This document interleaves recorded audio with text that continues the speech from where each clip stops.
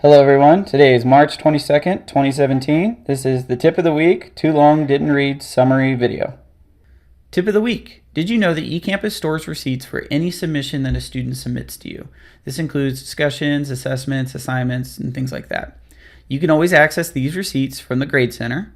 Simply go to Reports, Student Receipts, and all receipts of submissions are stored in this area. You can filter by user if you would like. If you have any questions, feel free to let me know and I can walk you through it. This week, we have 4 resources for you to check out. First up, we have 9 lessons learned from creating my online course. This is an article written by an entrepreneur who sells on Pinterest, and she wanted to teach people how to do the same. Ignore the selling parts of the article, but good tidbits in there to check out. Next up, we have 4 things that millennials need to succeed in the workplace. Now, this article applies more to in the workplace, but there are great little tidbits in there that pertain to online courses. I like that this article doesn't fall into the stereotypes that most people do when talking about millennials. Our third article is 3 lessons learned from taking an online course. Now, this one comes from US News and is written more from a student perspective. It gives great insight into how a student works in an online course, some of the pitfalls and tricky parts, but also gives tips and tricks that you could use in your online course. Lastly, we have an infographic. Why is mobile important?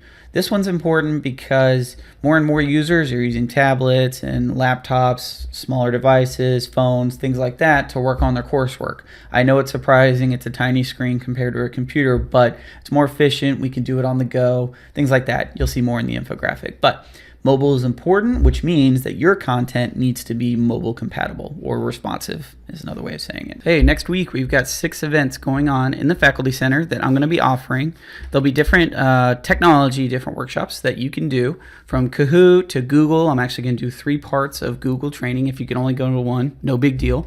Apps and tools that I got from the conference that I went to, and then Camtasia and Adobe Premiere. I'll kind of go through those as a basic walkthrough. New technology, come check it out. We got some Chrome bits and monitors courtesy of Matt in IT, and set these up so faculty can drop in, try out a Google Chrome OS device.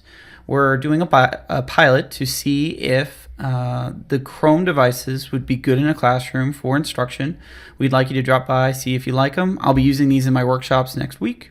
Well, that's it for this week's Tip of the Week, Too Long Didn't Read summary video.